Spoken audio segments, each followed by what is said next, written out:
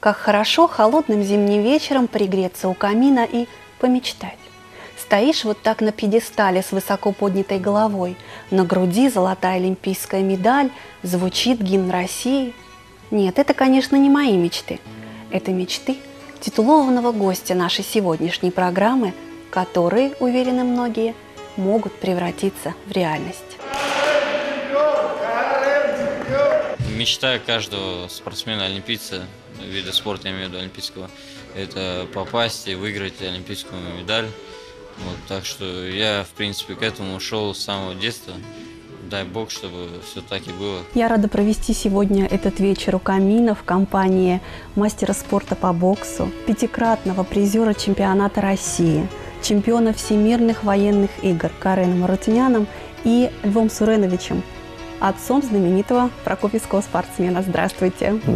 Здравствуйте. Карен, ну, наверное, первый вопрос. Почему не футбол, не хоккей, не знаю, не плавание? Почему бокс? Для начала бокс – это мужской вид спорта. Я родился мужчиной, вот, и у меня выбор пал на боевые виды спорта. Изначально в детстве я занимался восточными единоборствами. Потом, в связи с переездом, вот мы с семьей переехали в Прокопьевск.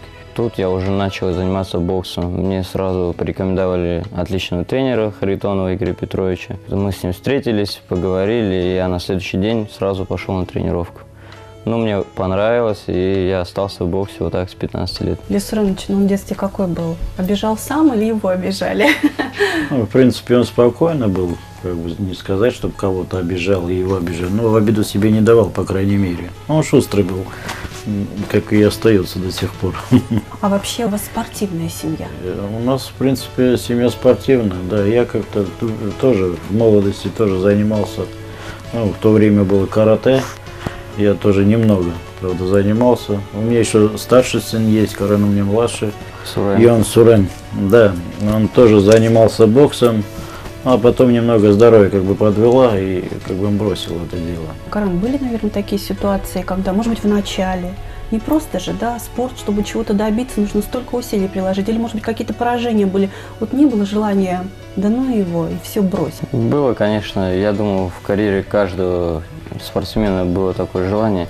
Только вот спортсмен, который переборол вот эти все, в кавычках, желания, назовем их так, он остался дальше заниматься и стал сильнее, тем самым набрался силы, духовной силы и физической, и все пошло в гору вот так.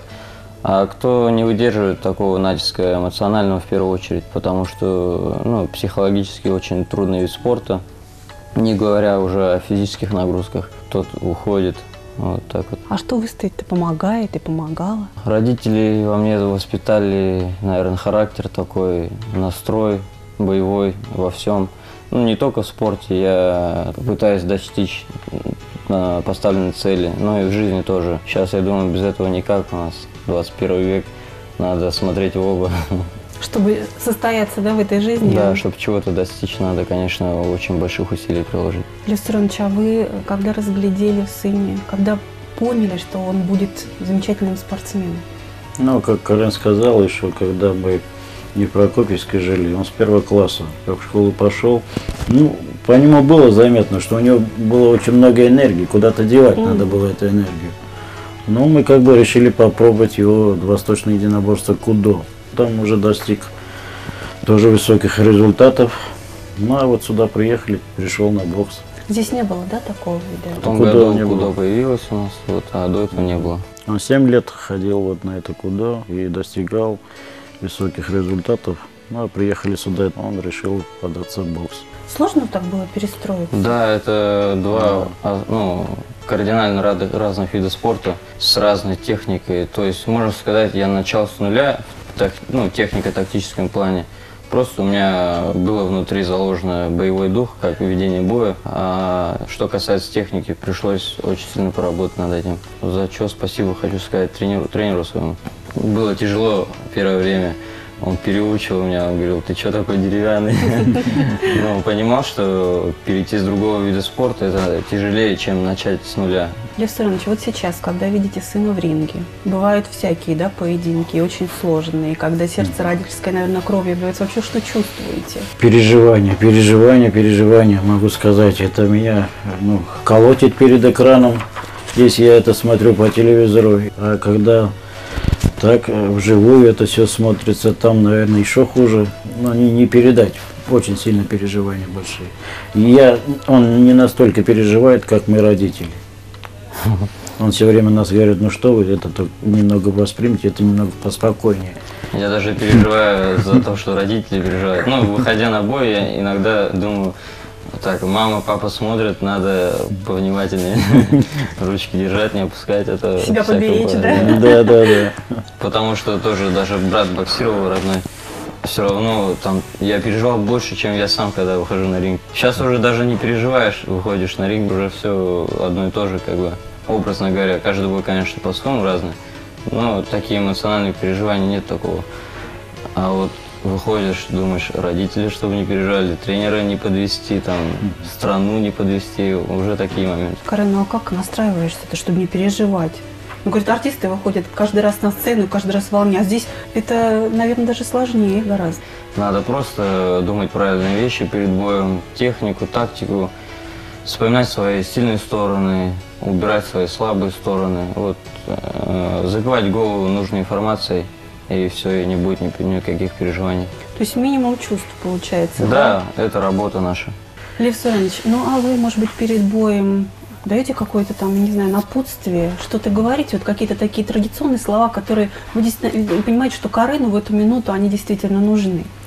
Ну, перед боем я как бы всегда стараюсь его как бы поддержать морально.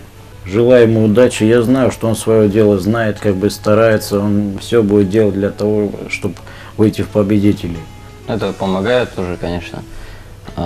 И еще лишний раз дает вспомнить о том, что родные наблюдают за мной.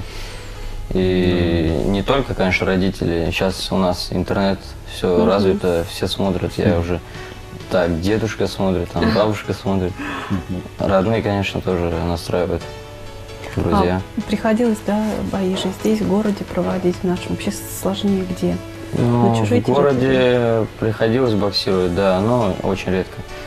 Но в любом случае на своей территории, так скажем, дома, намного тяжелее в психологическом плане, потому что ответственность ложится большая. Тут смотрят все, глаза все тут. Надо уже тоже оправдать надежды, да? Счет ведешь боям, победам? Да, конечно. Ну вот скажи нам статистику. У меня на данный момент после чемпионата России стало 162 боя. Из них в 141 я одержал победу. А помнишь, ну вот столько уже, да, уже ко второй сотне приближается. Помнишь первую свою победу в ринге? Да, это я отлично помню. Ее помню лучше всех. Я провел ее в Дворце спорта «Дельфин». И это был спарринг. Ну, у нас каждую неделю проводили спарринги в «Дельфине» раньше. Я боксировал с именитым спортсменом. В общем, было так, что у нас были тренировки, сборы к этим спаррингам. И в парах стояли с ребятами, а я, получается, новичок был, я там месяца полтора занимался. И был сильный парень, вот, с которым я стоял в парах, мне было очень тяжело, я наполучал там. И в итоге я думал, хоть бы не с ним, я завтра боксировал. В итоге взвесились, мы приехали на соревнования, и мне тренер говорит, вот ты боксируешь с Головешко, парень такой был, фамилию все помню, с кем боксировал. И я такой подумал, блин, так надо, нет, первый бой, все так сложилось, думаю, ну ладно, настроюсь. Я думал, все, просто сделать, что тренер говорит, по-любому получится. А проигрывать я вообще не умел к тому времени, потому что по кудо, вот восточное единоборство, у меня были только одни победы. И я вышел на ринг, сделал просто четко все указания тренера. И выиграл, довольно-таки хорошо выиграл первый бой спортсмена такого именитого. Там все сначала болели за него, Олег кричали, а второй раунд уже все внимательно просто следили за боем. Вот если бы рядового какого-то, да, победил боксера, наверное, таких эмоций и воспоминаний таких бы не было. Да, ну уверенности придало, конечно, что я понял, что могу. Вот, и желание к тренировкам увеличилось. Ну а вот если говорить вообще о победах, какая для тебя была самая значимая победа за все время карьеры? Самая значимая победа, она у меня в последнее время, вот я победил на Всемирных играх среди военнослужащих. Это вот пока что самая значимая победа. А если так взять, каждый следующий бой, он самый главный в твоей жизни. Ну так, потому что если проиграть в этом бою, то не будет дальнейшего роста. И надо каждый бой настраиваться очень максимально на победу. Ну вот ты говоришь, я тогда не умел проигрывать, говоря о первом бою, да, своем значимом. То есть проигрывать-то тоже надо уметь. Да, это не то, чтобы не Это уметь. спорт. Да, надо правильно понять, почему ты проиграл. Надо принять проигрыш с правильной стороны. Некоторые спортсмены проигрывают и ломаются на этом. То есть морально не смогли Да, с этим это, конечно, справиться. тяжело. Каждый проигрыш, это столько работы было проведено, а тут раз, и ты проиграл. И первая мысль это, блин, все это зря, я столько трудился. Но зря ничего не бывает. Проигрыш это даже вдвойне полезнее победы в каком-то плане, потому что ты уже будешь настороженнее к своим ошибкам относиться. Будешь следить там, чтобы в следующий раз было уже все получше. Скажи, пожалуйста, вот были такие жизненные ситуации, когда твои спортивные навыки не только вот в спорте тебе пригодились, а в жизни? Ну, не знаю, там, девушку защитил, например, от хулиганов. Нет, не было таких случаев? Нет, я довольно-таки доброжелательный человек. Вот. Ну и конфликты, они бывают, конечно, всегда. Ну, у каждого человека, я имею в виду. Но почему-то у меня всегда получается дипломатично обойти эти моменты. Это, кстати, я думаю, что в этом заслуга тоже родительская, потому что как я занимался спортом, точно так же меня и напрягали по учебе. Я помню, приходил со школы, шел на тренировку, приходил с тренировки и до часу ночи делал уроки, пока не сделал, спать не ляжешь. Карен, ну а вот понятно, что спорт это основное время, да, съедает, занимает. А есть какие-то еще увлечения помимо спорта у тебя? В последнее время я вот сутками, месяцами пропадаю на сборах, соревнованиях, а приезжаю домой, и у меня увлечение это все остальное, можно сказать. Дом, родители, друзья, там, общение вот со всеми подряд. Ну, даже вот если отца спросите, приезжаю после сборов домой, а дома практически не бываю с друзьями, там, со знакомыми. За год 2-3 месяца бывает дома, и все остальное, все в поездках. Тогда в основном так делаем. Мы его практически не видим, скучаем по нему все время. Только по телефону, такие же, как и у всех молодых. Вот, кстати, по поводу того, что и сборы, и соревнования, да, вот Новый год-то получается проводить дома? Да, Новый год стабильно, 12 часов дома отмечаем с семьей. А есть, Лев Саранович, какие-то у вас традиции, национальные традиции празднования Нового года? Как бы сказать, чтобы национальное, именно вот национальное празднование нет, но как и весь мир празднует, как бы мы уже давно живем как бы в России, и это нам не чуждо, мы, как и все россияне, в кругу семьи встречаем Новый год, ну, дарим друг другу подарки, ходим в гости, поздравляем. Вот каждый Новый год, это с 1 по числа Ходить 10 января, ты ходишь по гостям, у тебя гости, просто столько народу дома, что... Ну это везде, я думаю, это да. не только... Ну не знаю, у нас прям вообще, я не могу никуда выйти, дома в гости неудобно. Друзья все зовут выйти, а я говорю, я не могу, у меня гости, приходите вы тоже. Ну, то есть все-таки семья первостепенно, да? Да, конечно. Семья это корень. Семья, все зарождается в семье. Вот. Потом уже идут близкие друзья, вот так. Тренера, ну, тренер это тоже второй отец. Семья тренера это вторая семья, вот так. Потому что только вместе в сплоченной работе получаются результаты какие-то. А скажи, пожалуйста, вот наверняка Новый год, стол ломится от всяких там, я не знаю, явств, угощений, да? Тебе все можно, ты пробуешь, так даешь себе такой расслабон или надо в форме себя держать? Ну, Попробовать охота все. Я не могу себе это все позволить. Ну, алкоголь вообще не пил никогда и не пью. Вообще никогда в жизни? Вообще никогда не пил. Так, все молодые люди, слушайте, пожалуйста, берите пример. А если что касается еды, то ем так же, как и все. Ну, сколько влезет, столько влезет. Как насытился, так и насытился. Все. То есть какой-то такой строгой диеты? Она бывает, вот если в начале января соревнований, у меня было как-то раз 4 января соревнований, я делал вес, подходил к весу, гонял и ничего практически не ел. Ну, такой же рацион, как и в повседневной жизни. Я просто смотрел на этот красивый стол и радовался, что все едят, а я нет. Вообще спортсмены в чудеса верят? Ты вот под бой курантов загадываешь какие-то желания, там, не знаю, олимпийским чемпионом, например, олимпийским стать? Ну, какие именно желания загадываю, не скажу, потому что я на самом деле верю в это. Чудеса, они бывают в этом мире, я в этом уверен, потому что приходилось как-то поверить в это, что это на самом деле чудо. Ну, бывали такие моменты. А в спорте так бывает? Вот в спорте не бывает везде не чудо. Вот настоящие чемпионы, с кем разговаривал, они прекрасно понимают, что это не везение, это все труд, через труд дается все.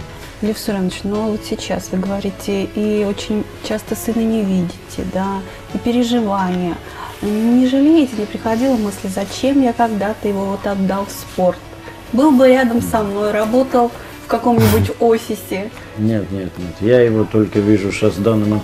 Я как бы его всегда хотел, чтобы дети занимались спортом. Я не жалею о том, что он пошел в этот спорт, тем более в бокс. Ему, кстати, тренерами очень везет. И первый тренер там у него в Уфе был отличный. И тут Игорь Харитонов тоже отличный тренер. Он ему тоже как отец второй. Вот так вот я скажу. Наступил 2016 год. Мечты, планы какие-то есть? Ближайшие перспективы, которые бы хотелось осуществить? Да, конечно. То, что я загадал на 2016 год, я уже работаю над этим, чтобы мечты сбылись.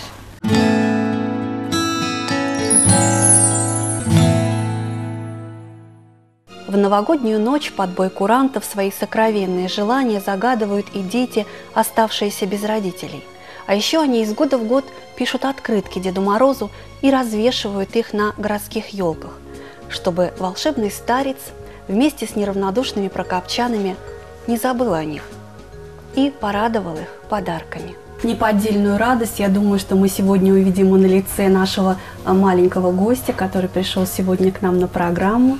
Никит, здравствуй. Здравствуйте. Ну, давай с тобой поближе познакомимся. Расскажи немного о себе. В каком классе ты учишься, расскажи. Я первым. Ну, об увлечениях. Есть у тебя какое-то увлечение? Чем ты любишь заниматься? Да, я люблю всякие поделки делать. А спортом ты любишь заниматься? Да. Мы тут узнали, что у тебя есть желание какое-то, ты хочешь хоккеистом стать, да? Да. Вот у нас Карен и Лев Суренович сегодня по важному поручению пришли к нам, в том числе сюда, на программу, по поручению Деда Мороза. Мы сейчас только в гостях были у Дедушки Мороза. Он мне сказал, вот пришло письмо от Никиты, очень красиво разрисовал Никита, все тут написал пожелания Дедушке Морозу и очень попросил у него коньки хоккейные. Написал, что хочет стать хоккеистом Никита. Вот, Дедушка Мороз это письмо просто так не оставил. Он сказал, надо выполнить желание, исполнить Никита, так как он очень сильно хочет стать хоккеистом профессиональным. И передал тебе подарок. Прямо из рук Дедушки Мороза тебе коньки. Подарок. Спасибо. Поздравляем тебя от Дедушки Мороза. Да, ручку тебе пожму. Никит, ну как, делись впечатлениями, как коньки? Здрасте. Да. Ты уже видишь себя в них в игре, да, хоккейной? Ну, а ты умеешь уже кататься на коньках? Ну, там немного, а так умею. Немножко, да? Но теперь на таких коньках ты все разучишь, какие только нужно, да? Давайте, чтобы... Ну, Никите, наверное, уж всяко этот день запомнится надолго, да? Такой подарок от Деда Мороза. Давайте все сейчас сделаем, чтобы этот день запомнился. Фото общее на память.